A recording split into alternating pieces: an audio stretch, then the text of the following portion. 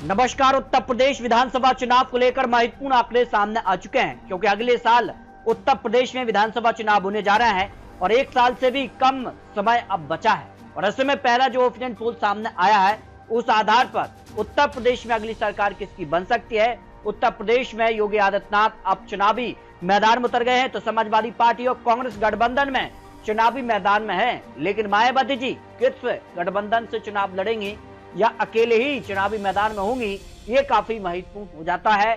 इसको लेकर भी बात करेंगे। लेकिन लोकसभा चुनाव के बाद सीधे तौर पर अब समीकरण बदलते नजर आ रहे हैं। 2024 लोकसभा चुनाव की 80 सीटों में से समाजवादी पार्टी ने सबसे ज्यादा 37 सीटों पर जीत हासिल की और भारतीय जनता पार्टी को केवल 33 सीटें, कांग्रेस ने 6 सीटें, इंडिया गठबंधन को 43 सीटें और भारतीय जनता पार्टी गठबंधन को केवल 36 सीट ही मिली।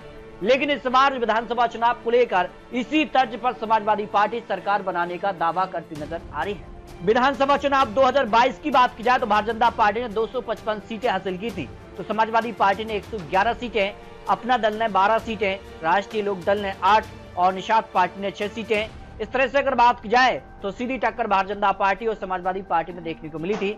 और यहां अगर बात की जाए तो कांग्रेस पार्टी 2 सीटों पर सिमटी थी। लेकिन इस बार माना जाए कांग्रेस पार्टी और समाजवादी पार्टी मिलकर उत्तर प्रदेश में विधानसभा चुनाव लड़ेंगे, तो उसका कितना फायदा होगा, ये काफी महत्वपूर्ण हो जाता है। और इसी को लेकर सभी 403 सीटों का ओपिनियन पोल भी सामने आ चुका है, क्योंकि उत्तर प्रदेश में चुनावी हलचल बढ़ चुकी है और अब सर्वे के आंकड़े भी सामने आ चुके हैं। बात की जाए उत्तर प्रदेश को लेकर आगरा जिले की 9 विधानसभा सीटों में यहाँ एनडीए को 5 सीटें, इंडिया गठबंधन को 4 सीटें यानी बराबर की टक्कर दिखाई दे रही है, जो ओपिनियन पोल के आंकड़े सामने आ रहे हैं। कासगंज की 3 सीटों को लेकर बात करें, एनडीए के खाते में 2 सीटें जा सकती हैं, इंडिया गठबंधन के खाते में 1 सीट पर जीत की संभावना दिखाई दे रही है। जबकि यहाँ पर तीसरा मोर्चा जिसमें मायावती जी यहाँ पर चंद्रशेखर क्या अजुद्दीन ओवैसी भी तीसरा मोर्चा बनाकर चुनावी मैदान में होंगे, इसका फायदा नुकसान किसे होगा, ये भी काफी महत्वपूर्ण हो जाता है। इसमें अगर बात किया इटा से 4 सीटों में एनडीए को 2 सीटें, इंडिया गठबंधन को भी 2 सीटें यानी बिल्कुल बराबर की टक्कर देखने को मिलने जा रही है। जबकि मैनपुरी की 4 सीटों को लेकर जो आंकड़े हैं उसमें एनडीए को 3 सीटें, इंडिया गठबंधन के खाते में 1 विधानसभा सीट पर जीत की संभावना दिखाई दे रही है। जबकि बात किया है बदायूं की 6 विधानसभा सीटों में एनडीए के खाते में 5 सीटें जा रही हैं, जबकि इंडिया गठबंधन के खाते में 1 सीट यहां पर जा सकती है, जो विश्लेषण सामने आ रहा है।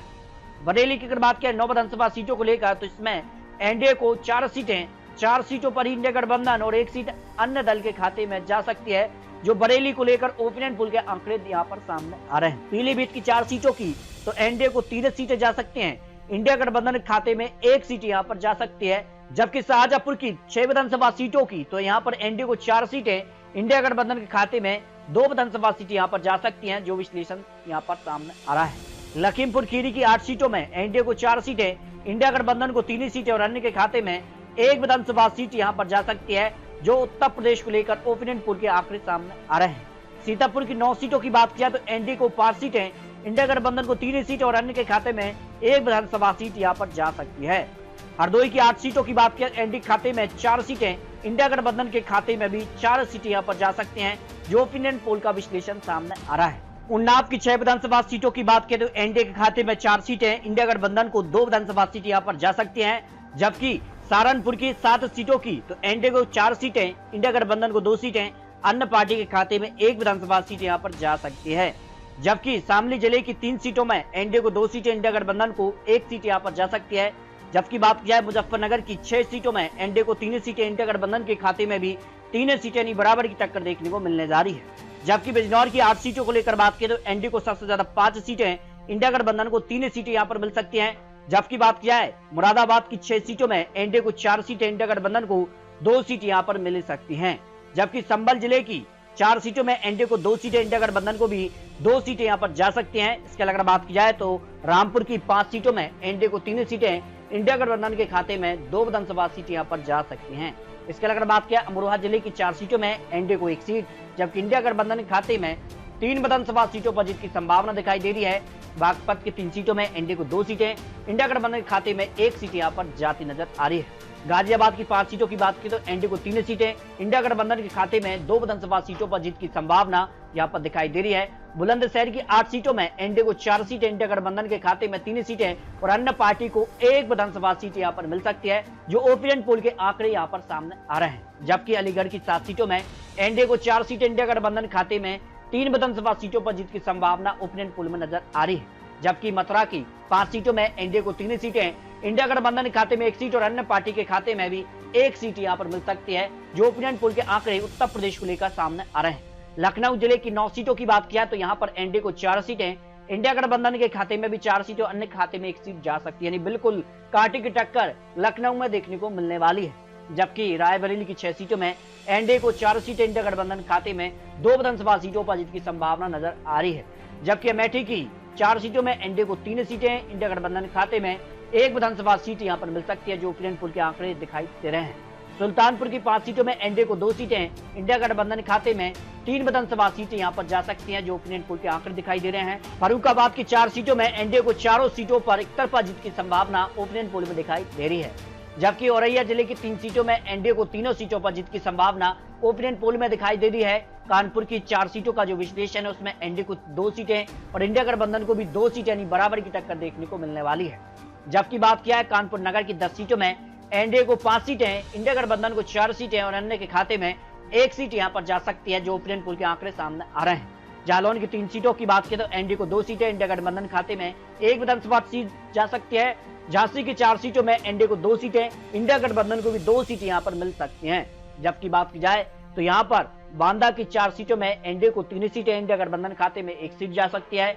फतेहपुर की यहां पर 6 सीटों में एनडीए को 4 सीटें, इंडिया गठबंधन को 2 विधानसभा सीटों पर जीत की संभावना ओपिनियन पोल में नजर आ रही है। जबकि प्रतापगढ़ की 7 सीटों में एनडीए को 4 सीटें, इंडिया गठबंधन को 2 सीटें और अन्य के खाते में 1 विधानसभा सीट यहां पर जा सकती है।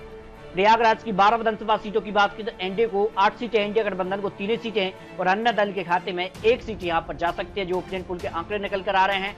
बाराबंकी की 6 सीटों में एनडीए को 3 सीटें और इंडिया गठबंधन को भी 3 सीटें, यानी बराबर की टक्कर देखने को मिलने जा रही है।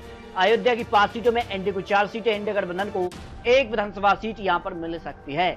जबकि अम्बेडकर नगर की 5 सीटों में एनडीए को 3 सीटें, इंडिया गठबंधन को 2 विधानसभा सीटों पर जीत की संभावना ओपिनियन पोल में दिखाई दे रही है। बहराइच की 7 सीटों की बात की तो एनडीए को 4 सीटें, इंडिया गठबंधन को 2 सीटें और अन्य के खाते में 1 विधानसभा सीट यहां पर जाती नजर आ रही है। जबकि बात किया है बलरामपुर की 4 सीटों में एनडीए को 2 सीटें और इंडिया गठबंधन को भी 2 सीट यहां पर मिल सकती हैं।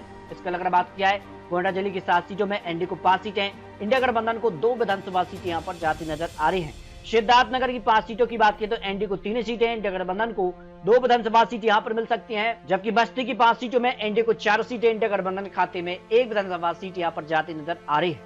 यहां पर महाराजगंज की 5 सीटों में भी एनडीए को 3 सीटें, इंडिया गठबंधन को 2 सीटें यहां पर मिल सकती हैं।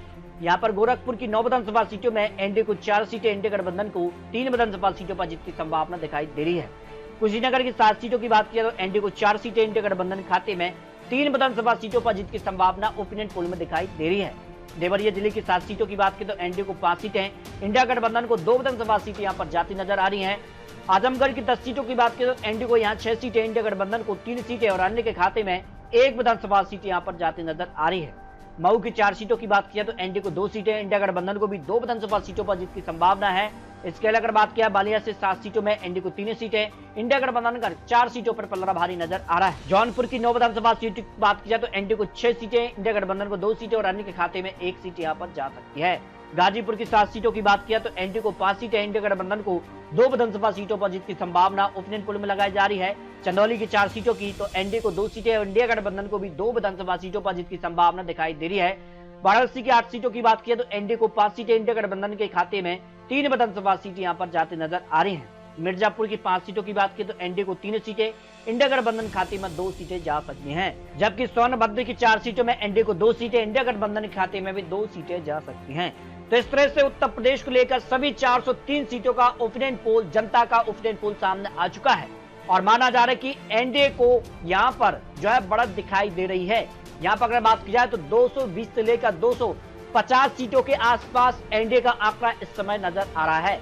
जबकि इंडिया गठबंधन की बात किया 141 से लेकर 160 सीटों का अनुमान है और अन्य के खाते में 10 से 15 सीटों का अनुमान उत्तर प्रदेश को लेकर लगाया जा रहा है।